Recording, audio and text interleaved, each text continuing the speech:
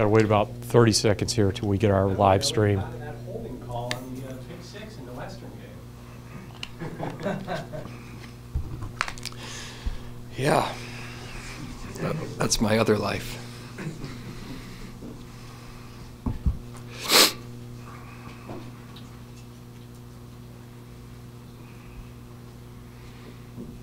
This is a very reverent moment.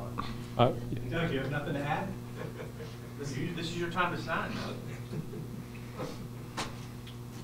If I start early, it doesn't stream, and then the ASAP people can't get it. So that's why I'm waiting for my iPhone to click to noon.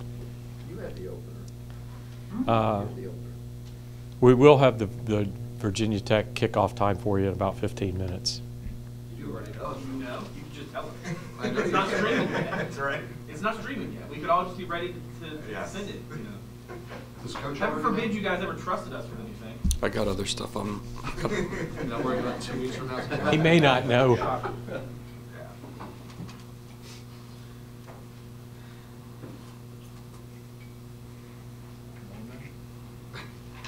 There we go. All right. So we'll have Coach open some comments, and we'll go to questions. Yeah, really like my team. I like the progress they're making. I like their effort, their preparation, their resiliency, their mindset, and just their progress. So I'm encouraged. I think we played a pretty complete game, especially all things considered with injuries and where we are in the season.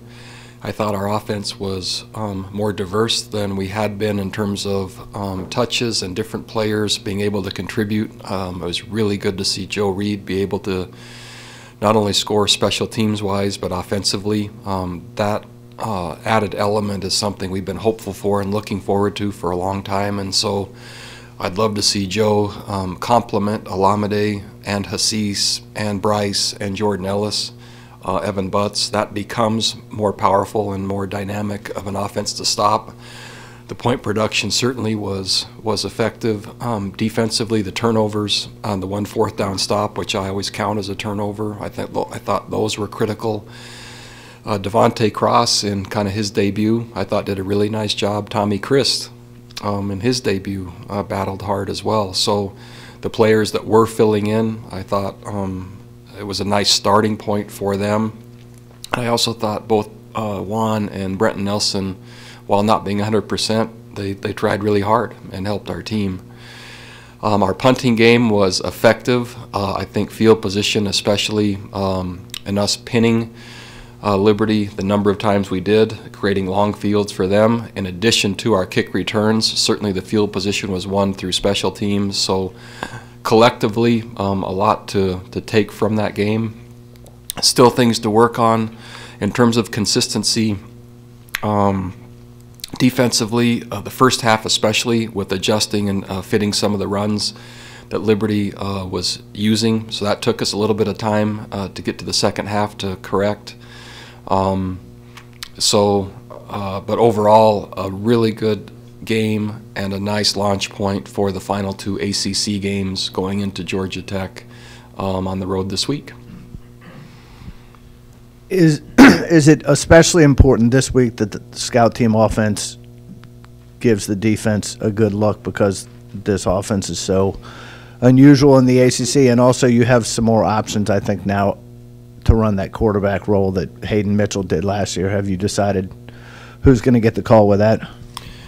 So the first part of the question, yeah, it's critical, and I'm not sure there's any offense of preparation or scout team that is capable of doing that in the country. If you remember, a year ago, I think Scott Frost was playing quarterback for Central Florida to try to prepare them. I'm not sure it's possible to ever replicate it or simulate it.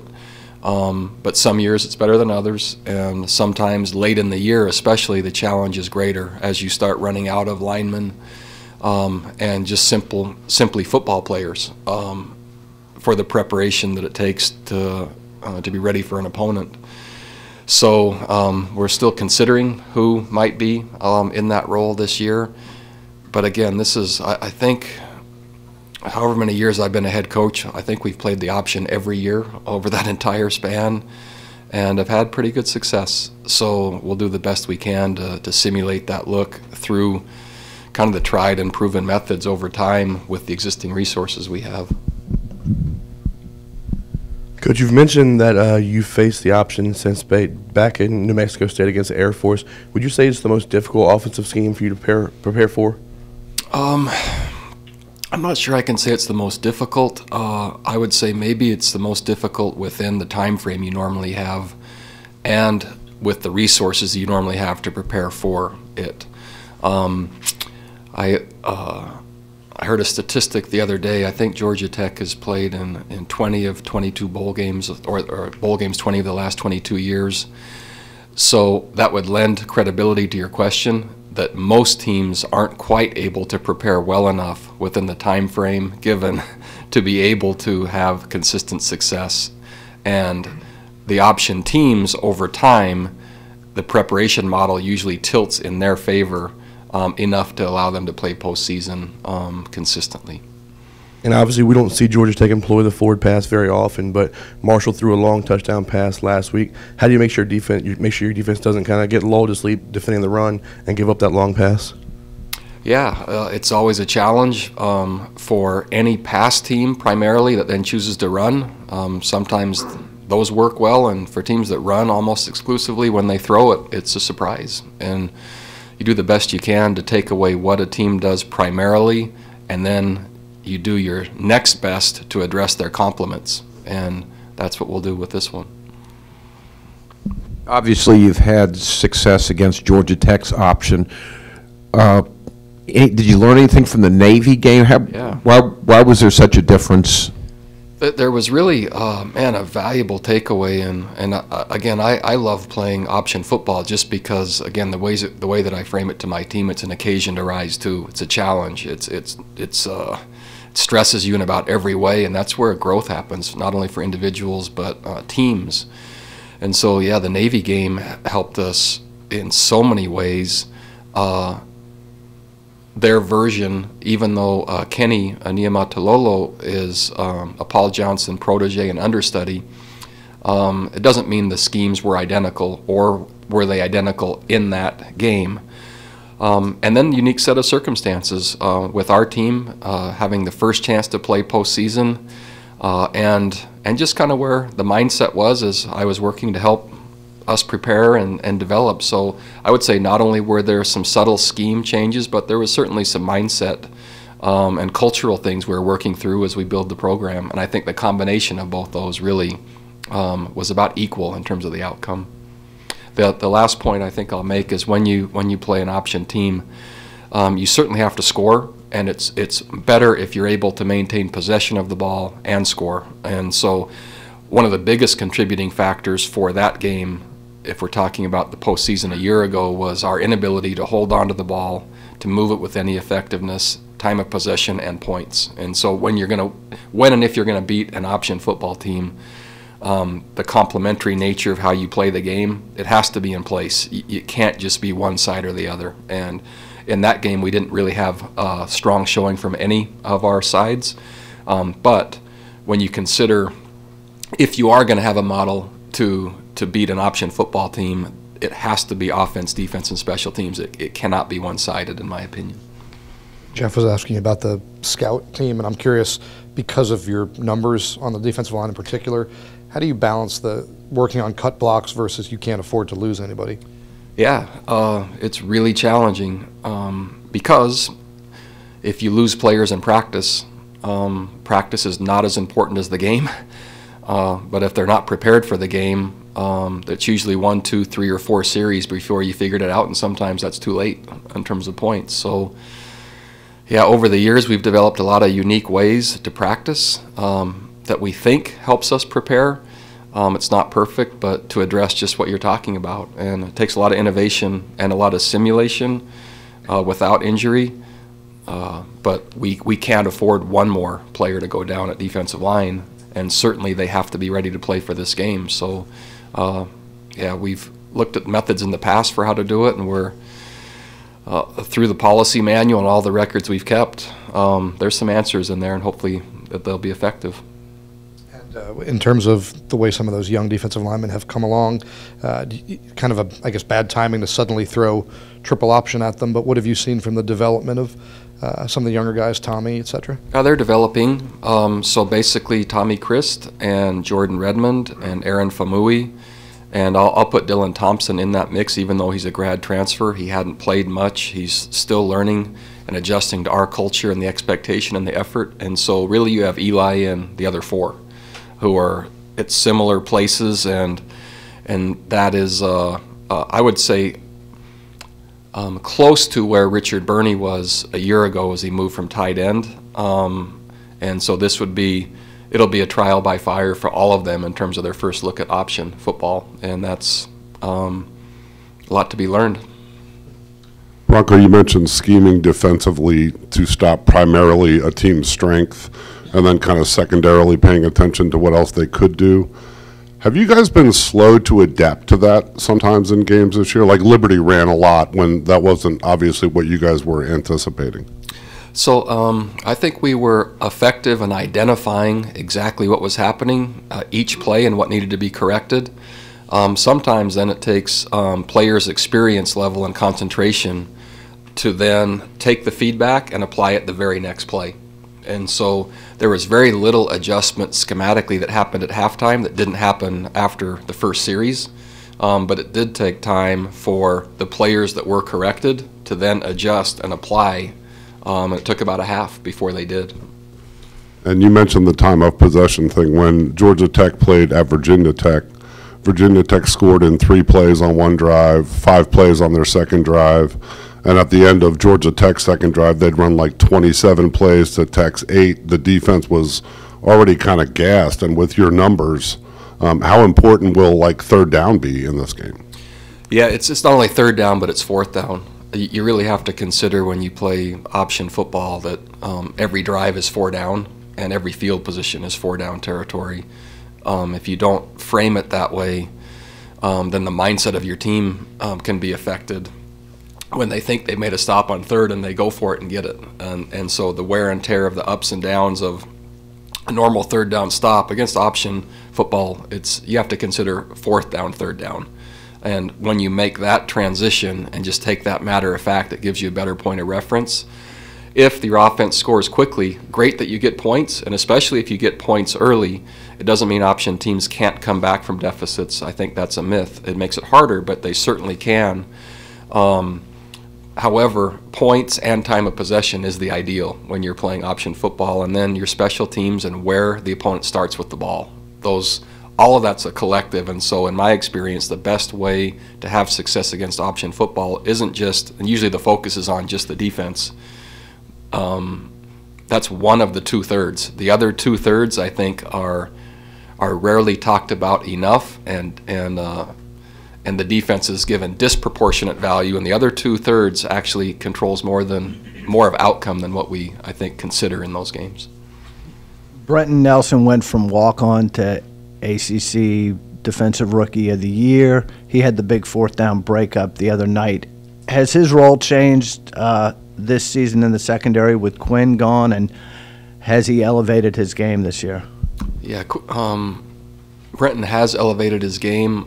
I would say what was remarkable or what was impressive about his performance on Saturday was just simply that he practiced a little on Thursday, was in a walking boot the entire week, and basically performed well with very little practice, which based on a year ago, it took every bit of practice for every play all week long to then get some level of consistency in the game.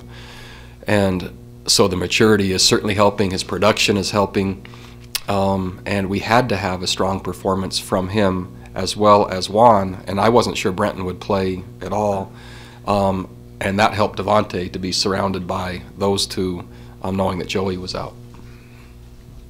Coach, along those same lines, you lost Dylan Rankensmeyer as well as Garrick Vollmer in that game. What are their status, and also can we get an update on Joey Blunt as well? Joey Blunt, I don't know yet, and I have no report. Dylan Rankensmeyer had a concussion in the game. He's going through protocol. That's varied in protocol. Some players take weeks, others take days, and usually that's tied to the number of concussions they've had, not always, but usually. And so Dylan will wait to see. And then immediately after, Garrick Vollmer goes in and has a knee injury. I don't know yet what his status is as well, so that led us to put Jake Feeler at center and then shuffle the offensive line. So the offensive line is not yet to the point of our defensive line, but when you lose two players at the same position in the same game, unique challenges. And again, it's not just Virginia football. There's other programs that are, again, it's week number 11, and that's kind of part of what happens. One more reason, while the redshirt rule is a fantastic rule and still might not be enough to address roster size and student athlete well-being in terms of when you consider now 12 games and then possible conference championship game and then possible bowl game. So it was a step in the right direction, but I'm not sure it might have moved the needle as far as we all would have hoped. It just reinforces the idea roster size matters. Bronco back here. Rob Snyder's a guy who you would talk about a lot, coaches, but we wouldn't get to see it prior to this year. How has he kind of developed now that he's getting this experience? Yeah, Rob is currently performing and moving and grading at a level that exceeds that of his peers, and so he has a really natural feel at the inside linebacker position. He's where he's supposed to be, when he's supposed to be there, with the capability of finishing plays a lot. And so that's been one of the real bright spots down the stretch, is having a player play well at inside linebacker and consistently, who wasn't really on the radar and has become and now emerged as someone it'd be hard to imagine playing without him now. So really a bright spot. How much did you miss him against Pitt? A lot. He's a really effective tackler with very good instincts developed over time.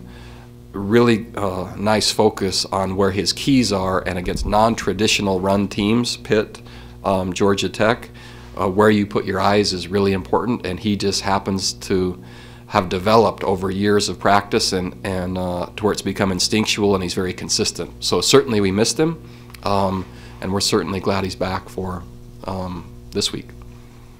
Some of your best players are from Georgia. What does this game mean from a recruiting standpoint? It means a lot. Georgia or Atlanta is in our footprint. Footprint is an area we consider a primary recruiting area. It's not far away in terms of driving. Certainly about an hour flight, an hour and 10 minutes, which we love. And we have a strong following, as well as the coaches in that area, as well as players. They have strong interest in Virginia. There's huge momentum being gained there. We can sense it, we can feel it, and the results are certainly starting to show that. So ACC wins in general, yeah, they certainly are important because of just the conference championship. But when you win, and especially if you win on the road, man, that makes a real difference to recruits and coaches and fans in those areas in terms of expanding your brand and carving niches out in our opponent's territory. You mentioned the redshirt rule, and I wanted to ask you about your approach to Brennan and how it works. First off, how different is it with a quarterback as opposed to some of those other positions? I would say the quarterback is a completely different position, requires completely a very distinct and differentiated style of management and usage. And especially in program building, if you don't manage your quarterback right, you can't stay on track timetable-wise, because that one position affects outcome more than any other. We've seen enough from Brennan, not only in games, but especially in practice, where we certainly want his year. We want him here as long as we can. And so at that one position, because Bryce has remained healthy, thank goodness, has allowed that to happen. So it's not only how well Bryce is playing and consistently, but that's allowing now for the transition eventually to Brennan and our depth to be established there, for the program to be healthy at a position that means probably more than any other. And I hope I word this in a way that it makes sense, but I know you talked about winning a bowl game being really important. Is there more value for Brennan in all those practices and getting ready and going into a bowl game than maybe a spot series in a regular season game from a development standpoint? That's a really tough question. I don't think anything truly simulates the game as much as we try. So I would love to have a series or two or a quarter or two. I would feel better if that could happen. The reality is, with as close of as much parity exists in the ACC, as hard as those games are to win, and the chance, barring injury, that you can just substitute another quarterback in, most likely is not going to happen. And so you do the best you can through practice, and that'll have to be enough, which it's a good trade as long as with Bryce healthy and the way he's playing. With Bryce Hall leading the country in PBUs and passes defended, what have you seen from other teams in terms of shying away or trying to challenge him, and what in your mind makes him such a really good player? Interestingly enough, I would say week in and week out, he's not the targeted side, nor is he the targeted player. Liberty took the exact opposite approach. They had a very strong receiving core, and chose, and maybe just simply by concern for pressure or their quarterback getting hit, or the possible turnovers, they wanted to it appeared they wanted to run the football and keep the game manageable. And then if they threw, there's more risk and volatility, which is what happened with the 3 interceptions. It turned out to be exactly, I think, maybe what they were trying to prevent. But when they did throw it, surprising probably to Bryce, myself, and everyone else, it went to him at a player that was returning back to their roster. And so he's consistent in terms of what contributes. There is not a player on our team at any position, nor would there be more than probably 4 or 5 that I've ever coached that are more diligent in their preparation than him. I mean, he literally, between classes, and he's there as if it's a job. There's notebooks and preparation and food, and he finds a spot and he sets up camp, and he's there every minute he's not in class. And his preparation is exemplary, and he's demonstrating, number one, what I would love to have our entire team and the culture to be like, of how important the games are and what it takes to be exceptional.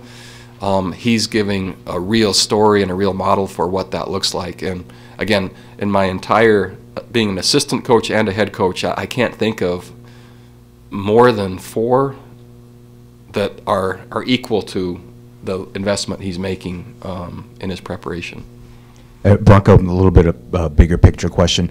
How would you describe the evolution of your defenses from the time you first got into this business through your time at BYU and then now here? What principles have stayed the same, and what have you had to modify and adapt for the kind of player you can get here at Virginia? Yeah, pretty broad question. I prefer aggression. I prefer effort. I prefer pressure. I prefer a dictatorial style, just in general. I love hearing the game as well as seeing just fierce competitive spirit. As I started in the profession, my first job was as a defensive coordinator right out of college at Snow Junior College, and it was pressure oriented. And then Northern Arizona, which was pressure oriented and almost all man coverage from press. And then it was to Oregon State with Rocky Long, which was pressure and innovation, getting the most out of players that were usually overmatched and having success. To Louisiana Tech as a different style, a little bit more matchup zone based, just for a 9-month period. Back with Rocky again for innovation and creativity and effort all mixed together in a unique delivery. To BYU, which was again 3-3-5 and oriented, till I realized we would not be able to have enough defensive backs recruited there that would be sustainable, so it shifted to 3-4 and kind of Dick LeBeau's influence under pressure and an aggressive and unique style with a 3-4 delivery rather than 3-3-5. And then coming to UVA, the adaptation over a 3-year period from base 3-4, which is the install, which was year 1, to then all of the offshoots that have happened off of that by the personnel. So we have up to 3 and sometimes 4 different personnel packages per game versus what personnel the offense puts in the game to try to give our existing roster the best chance versus their identity out of that personnel group. And so, yeah, we've gone to great lengths to play different styles of defense. So there's 3-4, there's 3-3-5, there's 4-2-5, and sometimes others all in the same game. And so the volume, we had a recruit that just visited, and I think his comment was, this is not a dumb guy's defense. And listening to the vernacular and the identity changes and the shifts and trying to keep up with it, and that's true. But it's also UVA, which fits perfectly. These are bright, talented, smart kids, and we ask a lot of them from a cognitive standpoint, and I like that. That was a long answer, wasn't it? Bronco, several coaches have said after games this year that kind of how Bryce Perkins goes is how you guys go in many ways. And he's not every week been spectacular, but when he's been good, he's been really good. And he seems to have an incredible amount of confidence to almost be cocky running the ball, like you guys aren't going to catch me when he's scrambling. He seems to have really good ball security and just a remarkable amount of patience when he runs the ball to wait for things to develop. Kind of how would you assess what he's done for you guys this year and where all that comes from? Yeah, what he's done for us, we ought to just say it like it is. He's helped us win 7 games, and he's the primary catalyst for that. Our culture certainly has improved. Our depth has improved. Our recruiting has improved. Our execution has improved. But without Bryce at that position, I don't think we see the results that we currently have in year 3 without his skill set. And his skill set simply means that plays that have not been executed necessarily very well, his ability to create and make something out of nothing consistently and repeatedly gives us a chance to manage the game.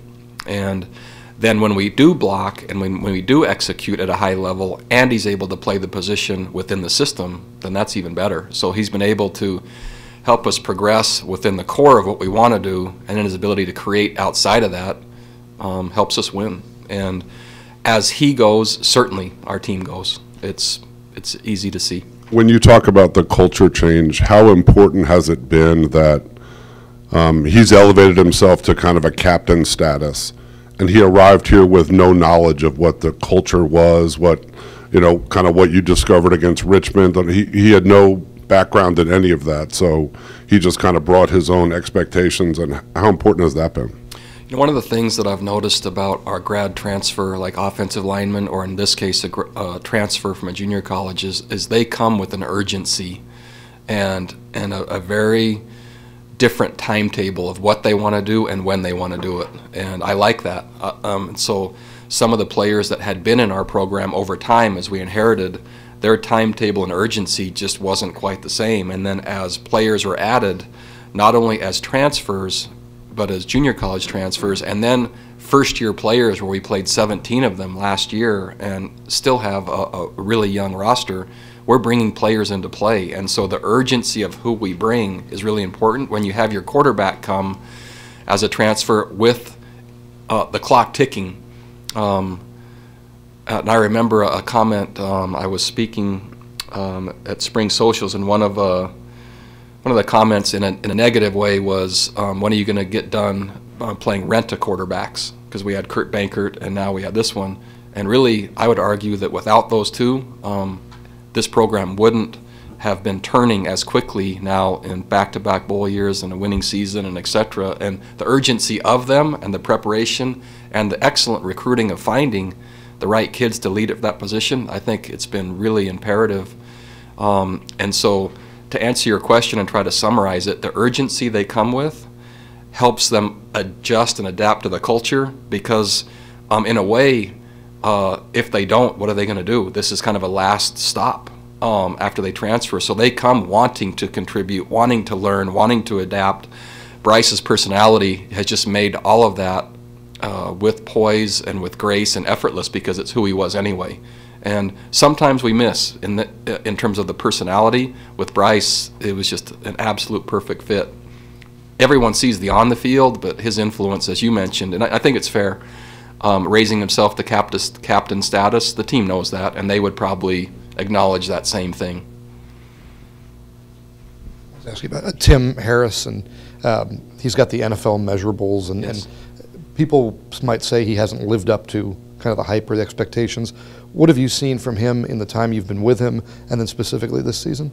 Yeah, I would say that that's fair and accurate over his career of not measuring up and having the measurables. What I will say is about the last 5 weeks, he'll receive my strongest endorsement for anyone that wants a really good player at corner with now a competitive, fierce mindset, a strong work ethic, and the production to go with it. And so it's been really fun. I'm so happy for him. He's really done a nice job of becoming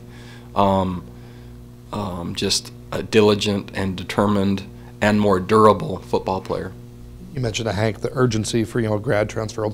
Is that what flipped for Tim? Was it just, hey, my time's running out? I'm not sure, and that would be a great question for him, but he does trust us, and he's really good about receiving feedback, and he wants to know what he can do better, and he's taken that to heart, and there's been some really brutal, hard conversations, and if it remains like this, this will not happen, talking about his goals, dreams, aspirations, or even helping our team, and sometimes that can cause any of us to become discouraged and despondent. He went just the other way, and that has made him a very productive player and essential to what we're doing. And remember, Darius Bratton was ahead and playing really well. So it's to have kind of earned the nod over Darius over this time, and that's been very challenging. And because we really think Darius is a good player, and so I think the story that you're talking about with Tim has been one of the most gratifying to this point of the season, seeing that start to turn and emerge. I'd say about the last 5 weeks is what I'd recall in terms of time frame. A little frustrating though that it took this long. Not necessarily. The who and what's happening now, it's like I don't remember the other part, and I don't think it does any good. Coach, you've talked about it's no problem being transparent about your goals, and there's still some out there. Totally. Do you permit conversation amongst the players about winning the Coastal? Obviously, the focus is on Georgia Tech, but do you welcome that? Take us into the culture of what you would permit. We usually, on Mondays, when I talk to the team, kind of addressing the past game and then framing the next game, there have been weeks where I've shown the standings and then shown our mission, our goals, and that's part of my job, is reframing and acknowledging. And yes, we want to win the Coastal. We're part of the ACC, and we want to win the conference championship. And you don't win that unless you win the Coastal. To be able to talk about that sincerely and honestly in year 3, in week 11, how could I not talk about it? And I believe we can win as many games as we truly want to. That's what I believe. And so, yeah, we have a great chance to play another ACC opponent and battle, and we have a chance to win the game. I won't talk any further than that, but that's what our team knows, and they certainly know that they're going to have to be exceptional and play and prepare really well and win 2 if they want to contend for the conference championship. And they'll need help from other teams as well. So, okay, now after we've said all that, good. Okay, we play Georgia Tech and the option, and any minute now we're not talking about that, it's going to hurt us. So we acknowledge it, address it, get it all out there, and then turn the switch, and it's only now Georgia Tech. But to not acknowledge it, I don't think it's realistic nor fair for anyone. And so better just to say it, frame it, and then, okay, what's it going to take, and then dial back into that. At the risk of making you bristle, there are people on Twitter, there are people even in this room that say, why would you want to win the Coastal to play that monstrosity that is Clemson? What would you say to that? Well, for those that have kind of been paying attention along the way, we like hard things as a football team, and I love hard things to the point where I chose to leave home and family and travel across the country, find 14 others maybe crazy enough to come with me and take it on. And that's exactly what we want. And you can't go, you can't get to where you want to go until you go through whatever you choose to call an exceptional football team. And how do you truly know until you play? And I would like nothing more than to truly know, and then learn and apply whatever I need to learn and apply after that. By the way, Tony Bennett called you out last night. Did he? He gave a team manager a number before you would have. Yeah. More of an homage than a calling out. An homage? Could you use that in a sentence for me, please? Tony Bennett last night issued an homage to you because he said, like Coach Mendenhall says, earned not given about the name on the back of the jersey. Very good. He said, Very good. He said he was more gracious than you are. That was the He probably, that's not hard to do, is it? Yeah. Todd Kersey over at the AF, his son was a walk-on. Yeah. He got in unexpectedly the first Yeah. time. His jersey plate said Virginia on it. Not Kersey. I It got looked like a dress that he had when he was 60 pounds heavy. I got you. All right, thanks. Well, Thanks. Bryce Hall. Bryce Hall, that's a good one to have. Bryce Hall, it's your show.